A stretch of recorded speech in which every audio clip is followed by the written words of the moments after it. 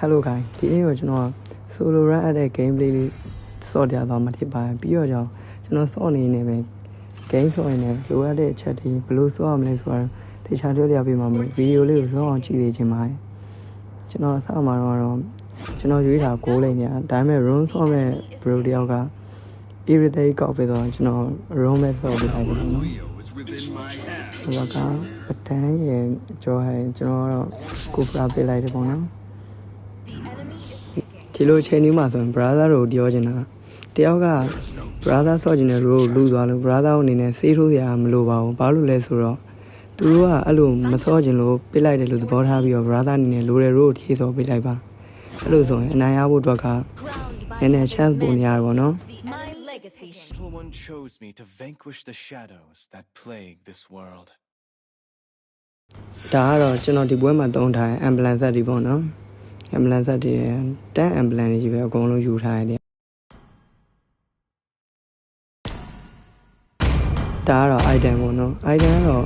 ကျွန်တော်ပြထားတာမယူဘူးတဲ့ပွဲတွေအောင်လည်းနည်းပြောင်းသွားတယ်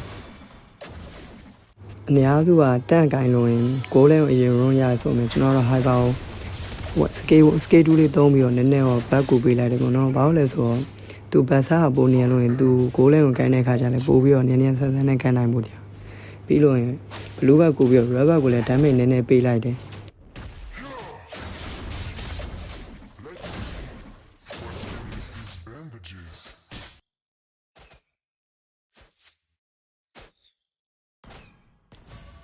အဲ့ပြီးတော့ mathematics လေးကိုတစ်ချက်သွားကြည့်ပြီးတော့ကျွန်တော် scale 1 try rate ထောက်တာလွဲသွားတယ်ဒါ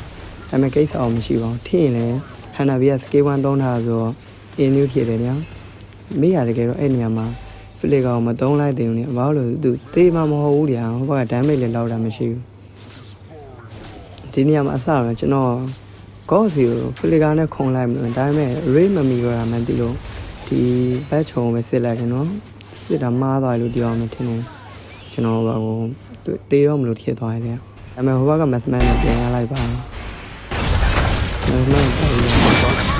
ဟိုင်ဘာဆက်ပြီးတော့အဲ့လိမ့်မှာဆက်နေလိုက်တော့ဟိုဘက်က4កောင်လုံးရောက်လာပြီးတော့တေးသွားရတယ်ဒါပေမဲ့6လိမ့်လေးရတော့အဆင်ပြေနေတော့မယ်ဒီနားမှာကြောကမားတယ်ကြောကအဲ့လိုမဝင်နေဘူးလေကျွန်တော်ဘက်ကမေးရလဲတယောက်နေ mathematics လည်းမတ်တယောက်နေအောင်ကျွန်တော်ဒီဘက်နီးရဒီဘက်ချမ်းနေလာတယ်သူမားရလို့ပြောရမယ်မေးရလဲအဲ့လိုနေရလိမ့်မရှင်းသေးဘူးလေဘာလို့လဲဆိုတော့ mathematics အနေနဲ့ကိုကပိုရဖို့လိုတယ်လေကျွန်တော်အောက်လေးမှာစစ်တာများပြီးတော့ blue ဘက်လေးတိုက်ခံရပြီးတော့ကြတော့ထားတယ်လေးပေးလိုက်ရတော့လမ်းစလော်ပါသေးသွားတယ်ပို့ဆိုရွှေနဲ့ကတော့အပေါ်လိန်ရှင်းနေအောင်မလာလိုက်ဘူး sorry ပါ brother လမ်း sorry အဲ့မှာလေရွှေနဲ့ကောင်းတယ်လို့ပဲပြောမှာမကောင်းလို့ပဲပြောစပက်အကုန်လုံးတောင်းပြီးသွားတယ်အဲ့ဒီကိုကောင်းတယ်ပြောဒီနေရာမေး AD ချေတော်တော်တိကျရတယ်ကျွန်တော် try AD ရိုက်လိုက်တာတရားဟိုဘက်ကဗဒန်းဂျောကတော့သေးတာဗဒန်းကလည်းလွတ်သွားရတယ်ဒီနေရာတော့ Hanabi ကပိန်းတာမဟုတ်ပါဘူးသူလည်းကောင်းတယ်ဆိုတာလန်ဖလောကအဆုံးသတ်ပေးလိုက်တယ်သူဗဒန်းကဒီမှာလေသူကခုနကလည်းဘက်ကိုဆက်တိုက်ချင်တာထင်တယ်ဒါပေမဲ့ကျွန်တော်ဘက်က9ယောက်လုံးရှိနေတယ်irritate ရောမေရောရွေးနေပါရောက်လာသူဝိုင်းပြီးစွန့်ကြီးလောင်းလိုက်တယ်တေးသားတန်တယ်လို့ပြောမှာသူကလည်းတာတဲ့ဘက်တဲ့ကိုမလာအောင်လို့ဆွဲပေးတာတယ်ကျွန်တော်လည်းတတိမထားမိဘူးဗျာဒီနောက်မှာကျွန်တော်ထင်တာ2 man လောက်ဖမ်းမိမယ်ထင်တာကြောကပဲပါလာဒါပေမဲ့ကြောကပြတ်သွားလဲကောင်းတယ်လို့ပြောအောင်ဗျာဘလို့နေဘက်တဲ့မှာ hero k တကောင်ရတာမစိုးဘူးလို့ပြောအောင်ဗျာပြီးတော့ maximum ကို fashion ကြည့်ဖို့လည်းကျွန်တော်ဒီဘက်ချုံမိုးကနေစောင်းနေတယ်သူကအောက်လဲချိုးမှာဆိုလေခဏပြရတော့ကြောဟရောက်လာရင်လည်းပြတ်သွားပါပြီပြည်ရတဲ့တမ်းမင်းနဲ့ကျွန်တော်အောက်လဲကိုသွားနေတော့မှာပေါ်လိမ့်မှာတော့ရွှေနာကဝိုင်းထရခံလိုက်ရတယ်ဒါမဲ့လေသူတို့ကတကောင်ဟီရိုကတကောင်ရပြီးတော့တာဝါသွေးအများကြီးချင်တော့မပတ်ဘူးတဲ့အဲ့မှာကျွန်တော်ကစူရောဖမ်းပြီးသွားတယ်စူရောကတော့ပြတ်သွားတယ်ပေါ့နော်စူရောပြတ်သွားတဲ့နေရာဒီနေရာတွေကတော်တော်ကိုစိုးရပါတယ်တော်တော်ကိုဆိုရင်ကျွန်တော်ကအဲ့နှစ်ကောင်မဟုတ်တော့မှကောလောက်ကိုတက်လို့ရမယ်ထင်တာဟိုဘက်ကကြောရကြီးဘက်ကကြာလာတယ်ဗျာမေးရလဲဒါမှမပေးနိုင်တော့ကျွန်တော်လည်းပြေးပြစပဲ flicker ရှိတယ်ဒါပေမဲ့ Hanabi ရောက်လာလွတ်ပါမလားလို့တွေးနေပဲတည်သွားတယ်ဗျာပြီးတော့အပေါ်လေးကိုကောကဆွချိုးနေတယ် အဲ့မှာကျွန်တော်ကြံကိုစိုးတွေလိုက်တိုင်နေကျွန်တော်လမ်းစလုံးကာပေးထားမယ်လေသူပြက်သွားသေးတယ်ကျွန်တော်ဘာပြက်သွားရင်မထင်တော့ဘူးအဲ့မှာယူရဲနောက်တော့တော်တော်ကောင်းနေတယ်သူကမာပေးထားတယ်ဒီပွဲကတင်မစိုးလို့ပြောမယ်လေယူရဲနောက်ကတော်တော်ချိန်ဆွဲပြီအဲ့လိုမျိုးချိန်မေးနေမှစမန်ပတဲ့နောက်ကြပါသူကမေးခရီးရဆိုရှင်းနေရတယ်နောက်ကြ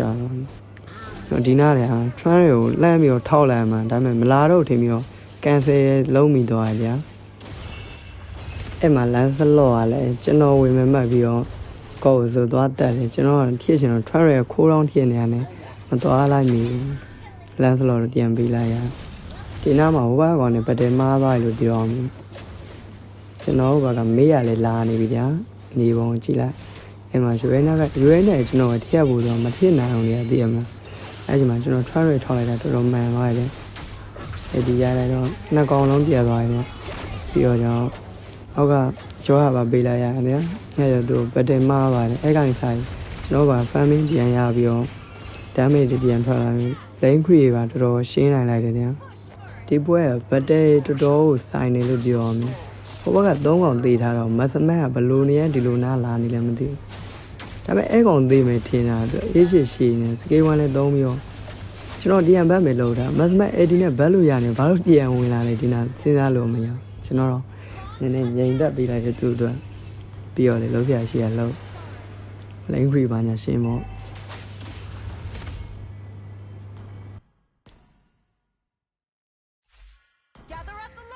ကျွန်တော်ဘက်ကမတ်စမန်သေးတော့ကျွန်တော် enemy ဘက်ကလောယူမယ်ထင်လို့ပြန်ပြီးတော့သူသေးသွားချိန်မှာစူရုံးတော့လည်းထွက်လာပြီဆိုတော့ကျွန်တော် low vision ကြည့်ပြီးလိုက်မှန်သွားတယ်ပြန်ဟိုဘက်က high power တော့ကေးနိုင်လိုက်တယ်ဗျာပြီးတော့ကြောင့်ဟိုဘက်က referee မရှိတော့ဘူးဒါပေမဲ့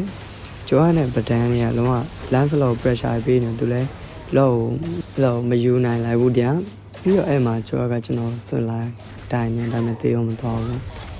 ကျွန်တော်ကပြီးတော့ mass man ကိုရပနာမှာခဏနေပြီးတော့ကျွန်တော် record ထောက်လိုက် record ထောက်ပြီးလောကအလဲမာနေတည်သွားတယ်ကျွန်တော်ကမတ်မန်စွတ်တွေဝင်ပြည့်နေတာသူလည်းပြန်တည်သွားတယ်ဟိုကနှစ်ကောင်တော့ကြာသွားတယ်ဒီနာကကျွန်တော်အဲ့ဒီရတဲ့ကမှန်သွားတယ်2 man လေ2 man မှာဂျိုဟန်နဲ့စုရုံးတော့တန်တယ်လို့ပြောအောင်မင်းလောဟိုဘက်ကကြာထားလေးပြီးတော့ကျွန်တော်အဲ့မှာလည်းကျွန်တော်တင်းအောင်လောကီဟိုဖုန်းက record ယူထားအောင်နည်းနည်း hit တက်ပြီးထည့်သွားလိုထည့်သွားအဲ့မှာ river monster စားနေအောင်တန်းစွတ်လိုက်တယ်ကျွန်တော်ကောင်တွေကလည်း lane creation နေဆိုတော့ကျွန်တော်တစ်ချက်ကြည့်မပေးနိုင်ဘူးပေါ့ဗျာကျွန်တော်ဒီနားမှာဟိုဘက်ကပဒန်းရဲ့ AD ရလိုက်တယ်ပြီးတော့ကြောင့်သူက mid tower တရိုက်မထင်တာဘယ်ဟုတ်မလဲအနောက်ကဟိုဟာယူရဲနဲ့မတ်စမန်ဝင်ပြီးတော့ပြစ်ပေးသွားအဲ့ဘက်တွေတော်တော်ကောင်းတယ်လို့ပြောအောင်အဲ့မတ်စမန်တော့ပြန်ပေးလိုက်ရတယ်တော့မဟုတ်ဆို mid tower ပေးရမှာညာကျွန်တော်သွေးမရှိတော့ record ထောက်လိုက်တယ်ယူရဲကတော်တော်မာတယ်လို့ပြောအောင်ကျွန်တော် record ထောက်ပြီးပြန်တော့ဟိုဘက်ကောင်လမ်းစလုံးလိုက်တန်းနေကျော်ရဲ့ edge တာလွဲသွားတယ်ပြီးတော့ကျော်ဇူကြီးဆက်လိုက်လာတယ်ကြည့်ပါဦးအဲ့လိုလိုက်လာသူမားသွားပြောမယ်ဒီနားလေးမှာသူဟိုဘက်ကမတ်စမန်အရင်ပြက်သွားတယ်ပြီးတော့ကျော်ရနဲ့ပဒန်းကလည်းဒမ်းမိတ်တကောင်မှမပါဘူးလေကျွန်တော်အဲ့ဒီတော့ရိုက်ပြီးတာဒါပေမဲ့မတ်စမန်အခုမှလာနေတော့ဆိုတော့ကျွန်တော်အချိန်တော့ဆွဲပေးထားသေးဖြစ်ရှင်တော့ဟိုဘက်ကကျော်ကအဲ့ဒီကိုကျွန်တော်သုံးလိုက်တယ်မတ်စမန်သုံးရမယ်ဆာဒါမဲ့လေစူရုံးရောက်လိုက်မတ်စမန်တော့ပြန်ပြတ်သွားတယ်ပြန်ပြတ်သွားဆိုတော့ဟိုဘက်က3ကောင်ဒီပါကြာသွားပြီတရားစူရုံးတစ်ကောင်ပဲကြံတော့ပဒံလည်းတည်သွားပြီဆိုတော့ကျွန်တော်စူရုံးအရင်ဆုံးလိုက်တက်လိုက်တယ်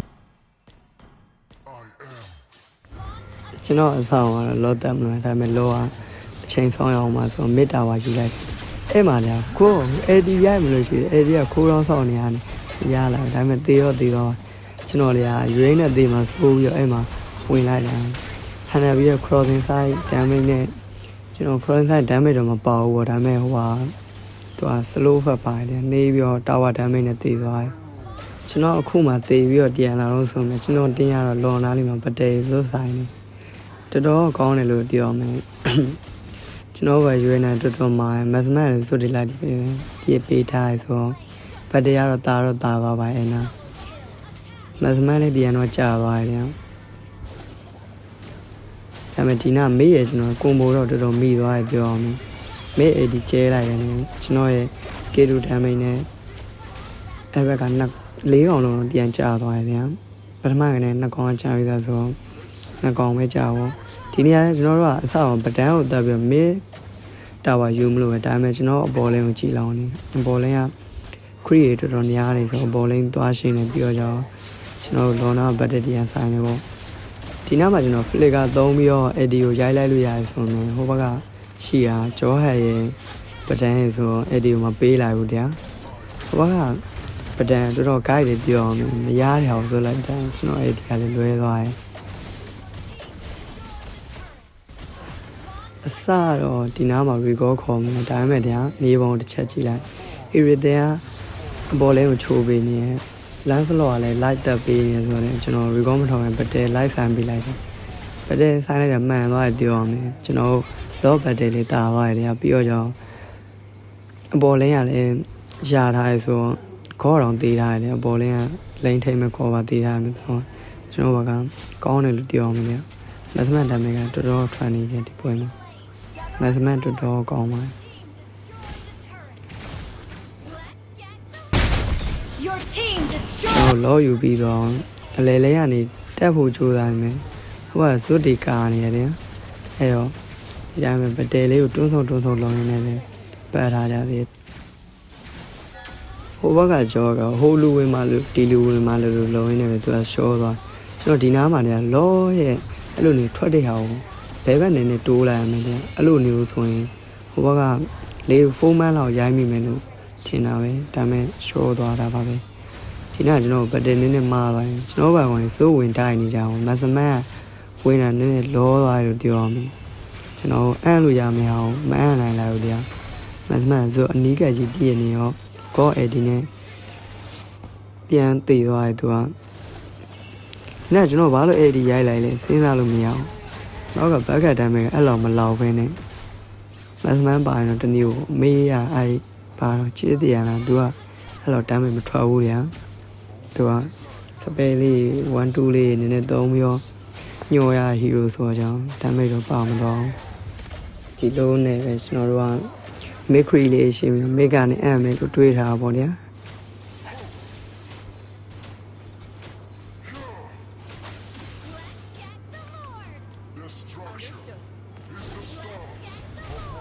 ဟိုကဗဒန်းတကောင်လေးကိုကျွန်တော် train rate ထောက်လိုက်တယ်ဆိုရင်ကျော်ကအနားကိုကက်လာတယ်ဒါပေမဲ့အဲ့ဘာမှတော့ထင်မသွားပါဘူးလမ်းစလော်တော်တော်ကောင်းနေကြသူကအေးရမယ်သူ့ရဲ့target ကိုတည်ရတယ်ဒီမှာ maximum ပါတော့သူတို့ရှုံးမှုတဲ့ chance များသွားကွာ high ground defense မှာ maximum မပိုင်းတော်တော်ဆိုရင်ကျော်ကဘာလို့ကျွန်တော်တက်ရမယ်လို့ထင်နေရတယ်မသိဘူးဒီလိုနေပဲကျွန်တော်ရဲ့ပေးဆက်မှုနဲ့တူတူဒီပွဲအောင် AC နိုင်ပါပေါ့နော် AC ရဲ့လို့မဟုတ်ပါဘူးဘတ်တယ်ပြောင်းလဲနေရပြီပေါ့ခုကျွန်တော်တင်ပေးတဲ့ဗီဒီယိုလေးက brother တို့ကကိုကြီးဖြစ်တယ်ဆိုရင်ကျွန်တော် like subscribe လေးနဲ့ကိုကြီးပေးကြပါအောင်နော်ဒါကတော့ solo run ပေါ့ဗျာ